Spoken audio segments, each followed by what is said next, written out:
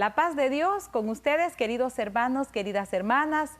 Qué gusto saludarles y poder siempre llegar a sus hogares y compartir con ustedes buenas noticias, buenas nuevas. El Evangelio siempre es buena noticia. Así que hoy comparto con ustedes el tema preparándonos para la prueba.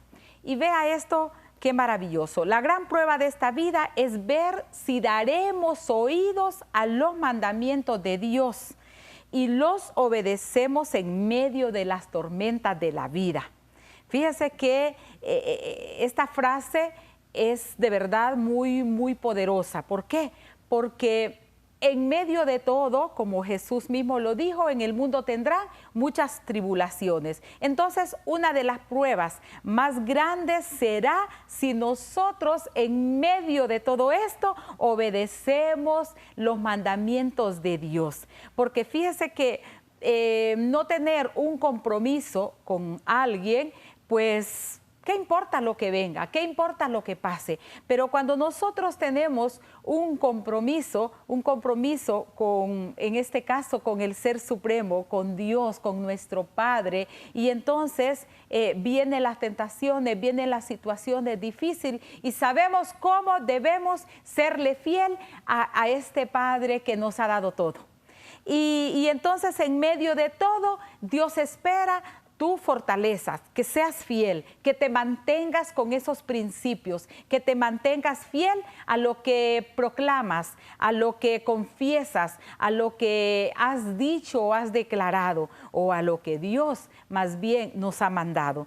Dice la palabra de Dios en Santiago 1, en el capítulo 2 al versículo 4. Vamos a leer estos dos versículos y mire qué interesante. Hermanos, considérense afortunados cuando les toca soportar toda clase de pruebas.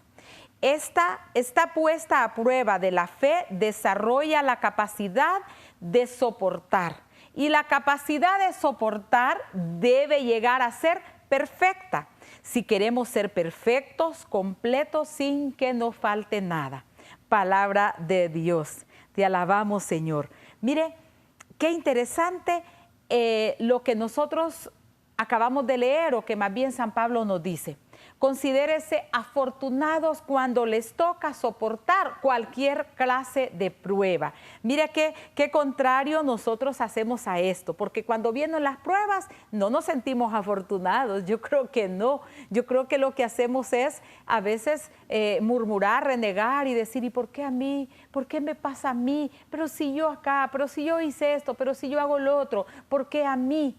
Y entonces lo que hacemos es renegar, más dice San Pablo, siéntanse afortunados, porque esta prueba, mire, está puesta a prueba de la fe. Y la fe desarrolla la capacidad de soportar. Es decir, que la prueba te lleva o es un entrenamiento para crecer en la fe. Mire, es un entrenamiento. Y luego continúa el entrenamiento acerca de la fe para desarrollar, dice, la capacidad de soportar, según la Biblia.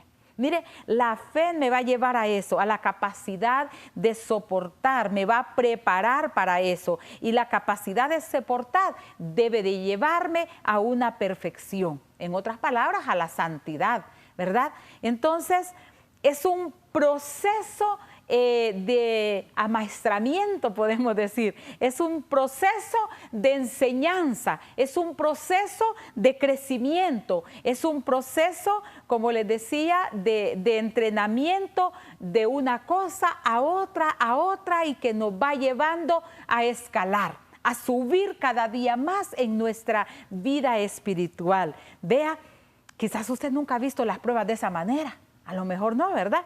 Nunca las ha visto de esta manera, que todo pasa por algo, que todo viene porque algo vamos a aprender o de algo el Señor nos quiere, para algo el Señor nos quiere capacitar. Muchos de nosotros hemos reflexionado en cómo prepararnos. Yo creo que usted también, ahí en su casa, en su familia o donde ha vivido, usted también está lista y se prepara para cualquier acontecimiento que nos venga. Incluso por ejemplo, anuncian una tormenta, anuncian un huracán, anuncian lo que sea, y nosotros dicen, miren, tienen que hacer esto, tienen que comprar, abastezcan casa de alimentos, de agua, de combustible, y entonces nosotros, ¿qué hacemos? Nos preparamos también, nos preparamos y vamos a buscar. Yo recuerdo el huracán Mitch. ¿Quién nos recuerda eso, verdad? Esa tremenda prueba que pasamos. Yo recuerdo venir llegando de la asamblea de la renovación carismática de mi parroquia, y yo recuerdo que el coordinador nos llamó a uno a los servidores, y que avisáramos a los miembros de los grupos por la noticia que se estaba dando, y que iba a ser fuerte eso, y que había que prepararnos. Y esa noche del domingo, todo mundo, los supermercados se abrieron, todo el mundo estaba llenando sus alacenas de provisión, combustible, trayendo agua, de todo. Entonces estábamos preparándonos, nos preparamos para eso. Pero hay una preparación aún más importante que debemos hacer ante las pruebas, que ciertamente en algún momento o todos vamos a tener. Y es esa preparación que debe comenzar en cuanto antes. Mire, no esperar la noticia. Cuando nos preparamos para esto es porque nos han dado alguna noticia. Pero en esta ocasión, esta preparación espiritual debe ser, ¿cuándo? Ya. La preparación espiritual de la que le estoy hablando, debemos de apresurarnos a prepararnos. Lo que necesitamos entonces, ¿sabe qué? No se puede comprar, no se puede pedir prestado, no se almacena, y es preciso utilizarlo con seguridad y frecuencia. Lo que necesitamos entonces en el tiempo de nuestra prueba será esa preparación espiritual que viene del Espíritu, como tal lo hemos dicho. Para superar la prueba de la vida, depende de nosotros, oiga bien, para superar la prueba de la vida, de la que depende también nuestra eternidad, nuestra vida eterna con Dios, se necesita una preparación. Y es necesario haber desarrollado una poderosa fe en Cristo. Esa es parte de la preparación. Ya les decía, ¿verdad? Que llenamos las alacenas de provisión, que llenamos los tanques de combustible de nuestros carros, que llenamos los botellones con agua, que agarramos agua, llenamos las pilas, los baldes y todo lo que había para el acontecimiento que venía, para la tormenta que se avecinaba. Ok, una preparación espiritual. Yo les decía, es necesario adquirir la fe. Mire, es haber desarrollado una gran fe, una poderosa fe en Cristo, una fe inmovible, una fe indestructible en nuestro Señor Jesucristo. Esa prueba forma parte del propósito de Dios. Dios tenía reservado para nosotros durante la creación. Nos vamos al Génesis y dice que Dios creó el jardín del Edén. Y ahí creó a Adán y creó a Eva.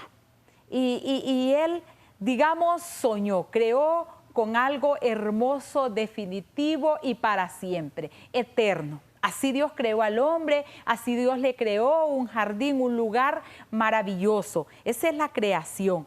Ok, pero Dios, o más bien por la situación de pecado, o porque quizás Dios permitió la tragedia del pecado, y entonces nosotros ahora, para ser merecedores de la gloria o de ese hogar celestial, necesitamos hoy llenarnos, les decía, de una poderosa fe en Cristo.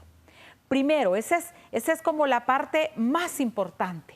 Esa es la preparación para volver al paraíso, para volver al jardín del Edén, para volver a la gloria, a la vida eterna, para estar con Dios nuevamente, cara a cara con Dios. ¿Qué necesitamos entonces? Vea, llenarnos de fe en Cristo. creer en Jesús, creer en Él que fue dado, que fue o es el Salvador, la única salvación o el camino para llegar al Padre. Les leo un poco esto. Somos la progenie espiritual de un Padre celestial, la familia espiritual, que nos amó y nos enseñó. Nos amó y nos enseñó antes de que naciéramos en este mundo. Y nos dijo que deseaba darnos todo lo que tenía, pero que para ello era preciso tener un cuerpo terrenal. Y entonces por eso la creación, les decía, por eso hemos sido enviados a la tierra. Y por causa de este cuerpo pereceríamos a causa del pecado. Y vienen entonces consigo la muerte, el dolor y hasta la misma muerte. Quedaríamos entonces sujetos a tentaciones mediante los deseos y las debilidades propias del cuerpo. Y ahora pues son sutiles pero muy poderosas las tentaciones, la fuerza del mal. Intentaría quizás hacernos caer en cada tentación. La vida vendría llena entonces de tormentas, vendría llena de huracanes. Y vamos a seguir hablando de todo esto en unos momentitos, no nos cambien.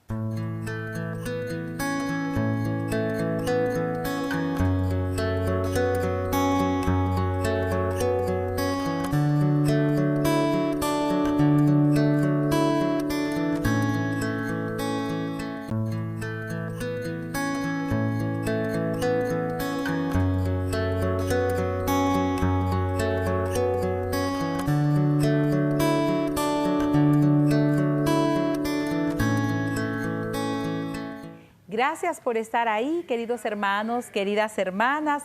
Continuamos con este tema acerca de la preparación, preparándonos para la prueba. Y les decía que entonces nos ocasionó, el pecado nos ocasionó la destitución del reino o del jardín del Edén, y por ende ahora por eso nos lleva o estamos en un mundo de pecado, de muchas tentaciones, de muchas tormentas, y que ahora cada día se arrecian más, ¿cierto? Cada día el tiempo está más difícil, las tormentas son más fuertes, lo estamos viendo a nuestro alrededor, ya no es noticia que llegó del otro lado del océano, ¿verdad? Ya no es una noticia que está lejos, sino que estamos aquí a la deriva, estamos aquí expuestos todos a tanta situación, a tanta tentación, a tanta dificultad. Y vamos a ver quizás muchas cosas. Y vemos muchos o una gran parte de la humanidad pidiendo por sus derechos, luchando por sus derechos. Hay mucha gente, hay muchos protestando por sus derechos. Y yo decía, ¿y los derechos de Dios? ¿Dónde están entonces los derechos de Dios? Porque peleamos nosotros por nuestros derechos, peleamos, pero los derechos del ser humano, más Dios, más nuestro Creador, que también tiene sus derechos, que tiene las leyes que Él creó para que viviéramos conforme a ello. Y nosotros, ¿por qué no? Peleemos entonces los derechos de nuestro Padre, los derechos del Creador o nuestros derechos espirituales, nuestros derechos como creyentes, como siervos de Dios o como hijos de un Dios altísimo. Vimos la creación, nos vamos nuevamente al Génesis y dice que la mujer dejará a su padre y se unirá a su esposo y ya no serán dos sino uno solo, una sola carne, que el hombre construirá, el hombre trabajará y la mujer, cuidará, atenderá, la mujer escuchará, la mujer mimará a la familia. ¡Qué hermoso! Así fue la creación. Mas sin embargo, ahora las tempestades que se avecinan no nos muestran esto, no nos están mostrando una familia como Dios la creó. ¿Vieron las tempestades que estamos viendo a nuestro alrededor? Los huracanes que se están llegando a nuestra sociedad son terribles porque están luchando en contra de los derechos de nuestro Creador, en contra de los derechos de los creyentes, de los que sí queremos en una familia, en un papá, en una mamá, en unos hijos. Y entonces nosotros hoy se vuelve esto como una tentación terrible, como una tentación grande donde solo el Señor, donde solo Dios podrá salvarnos, pero nosotros necesitamos ahora llenarnos o luchar llenándonos de fe. ¿Cómo vamos a luchar? Llenándonos de fe. Cada vez aferrémonos más a lo que creemos. La fe es creer en lo que no vemos, en lo que no hemos visto. Y entonces nosotros hoy nos aferramos más que nunca a luchar por ese camino correcto que se llama Cristo. Y permítame pues darles poner cuatro escenarios en los cuales debemos practicar esta obediencia hacia Dios. Número 1. Primer escenario, la palabra de Dios. El creyente debe alimentarse de la palabra de Dios. Y esto lo quiero extender un poco más. ¿Cómo me alimento de la palabra? Pero también llevo la palabra al otro. Vea, me alimento de la palabra, me lleno de la palabra, me fortalezco en la palabra, me lleno o adquiero sabiduría en la palabra de Dios, pero también debo compartirla. Usted debe llevar la palabra de Dios a donde quiera que vaya. Usted tiene que leer, tiene que buscar. ¿Tiene la Biblia por ahí? Busque la Biblia. Ahora pues podemos hasta descargarla en nuestros celulares, en cualquier dispositivo lo descargamos y podemos, donde vayamos, demos espacio, leamos, alimentémonos de la palabra. Porque estamos hablando de pruebas. ¿Qué vamos a hacer o cómo nos fortalecemos a base de la palabra? Tú puedes ser fuerte espiritualmente a base de la palabra.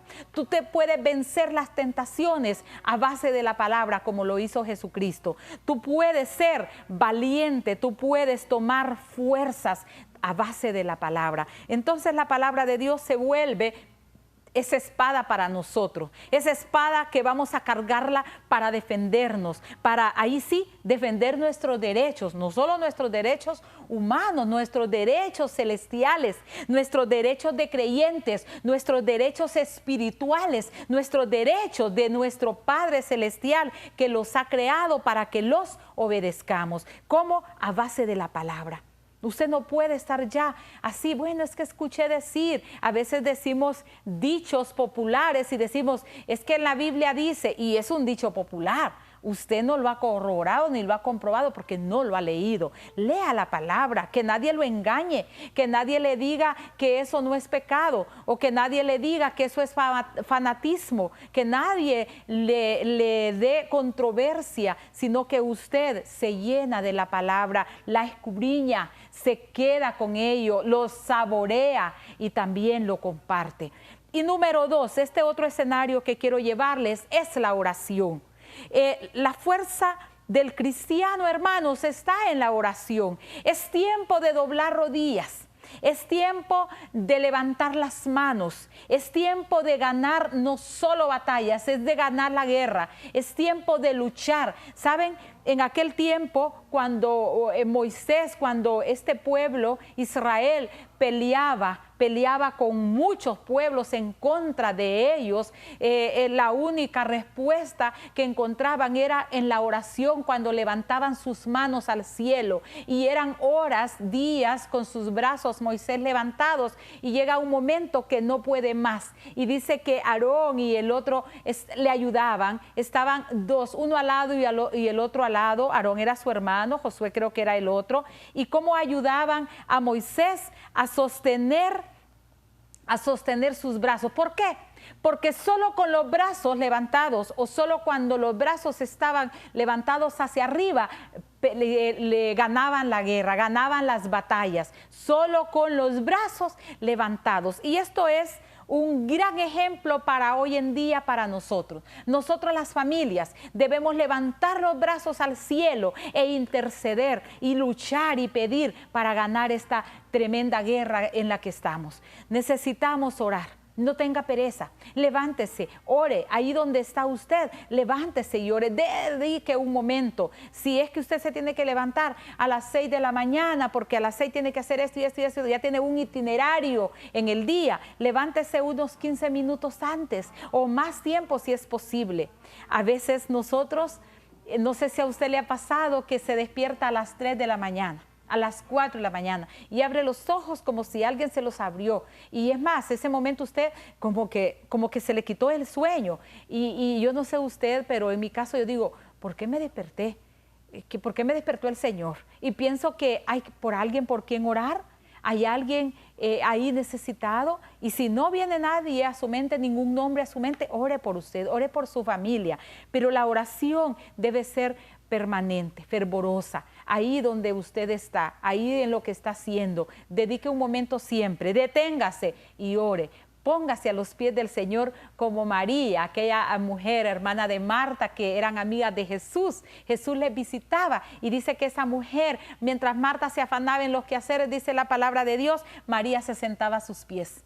María escogió la mejor parte, lo dijo Jesús, lo dijo el Señor. Para Él, nuestra oración o dedicar un tiempo en el día a la oración para el Señor es elegir la mejor parte. Dirá Julano, mi hija amada, dirá Marta, dirá Julia, yo no sé cómo te llamas, dirá Yolanda, Yolanda ha escogido la mejor parte. Ese es el Señor. Y número 3 es ofrendarse. Fíjese que yo anoto esto y vi esta parte de ofrendarse, es tener piedad, puede ser compartir, ofrendar al Señor, llevar al Señor lo que le corresponde, dar al Señor lo que es de Él. Podíamos tomarlo como limosna, lo podíamos tomarlo como ofrenda, podía tomarlo como diezmo, como usted le quiera llamar. Ofrendar al Señor es darle lo que yo tengo, o darle lo valioso que hay en mí, o el trabajo de mis manos, o lo que he logrado, doy al Señor. Pero cuando también estoy hablando y viendo este escenario de ofrendarme como una fortaleza para la prueba, como una arma para vencer la tentación, para vencer las pruebas o para hacerme fuerte en la prueba, y estoy llevándolo a usted a este escenario de lo que es la ofrenda o ofrendarme, también me lleva al negarme a mí mismo. Jesús dijo, niégate a ti mismo, que el que se niegue a sí mismo, toma la cruz, la carga y lo sigue, es digno de ser su discípulo. Y entonces, cuando yo hablo de ofrendarme para el Señor, de ofrendar para Él, no solo hablo monetariamente, no solo hablo de lo material, estoy hablando de olvidarme de mí mismo, de ser una persona, un ser espiritual, como San Pablo bien lo dijo, que mi ser disminuya, que Dunia disminuya, que Pablo disminuya, diría él, y Cristo pueda crecer en mí. Entonces, el ofrendarme, el escenario que yo te quiero llevar o te quiero mostrar de la ofrenda es esta. Es olvídate de ti, es negarme a mí mismo, negarme lo que a mí me gusta, lo que a mí me agrada, lo que este cuerpo quiere, sino llevar la cruz de cada día, negarme a mí mismo, cargar con la cruz, cargar lo que viene a mi vida y seguir al Señor. Y por último, te llevo a este último escenario, es huir del pecado. No te pongas a calentarte con el enemigo. Pedro, dice la palabra de Dios, que estaba ahí, tenía frío y se acercó a una fogata. Después que apresaron a Jesús, se fue a una fogata donde estaban los demás, donde estaban judíos o donde estaban los enemigos del Señor, aquellos que estaban de acuerdo en la muerte de Jesús, en darle muerte, en la crucifixión. Y Pedro se fue a calentar porque no aguantaba el frío y dice, bueno, me voy a poner aquí. Y se fue a calentar junto a ellos. Y ahí le preguntaron. Y ahí le dijeron, este es de los mismos, vean, si hasta se parece, habla como ellos. Y entonces él ahí negó al Señor, algo que le dolió mucho. Se arrepintió desde luego, lloró amargamente, dice la palabra. Entonces, ¿qué vamos a hacer? Por último, huir del pecado, huir de la tentación. No te pongas a dialogar con Satanás. Con que Dios les dijo que no comieran de ese fruto. No te pongas a dialogar con él como Eva, porque caerás. Huye del pecado, ese es el último escenario, no caigas en la tentación, sé libre para el Señor y verás cómo eso nos va a mantener preparados para la prueba, para los tiempos duros, para los tiempos difíciles, siempre recordándoles que Dios les ama.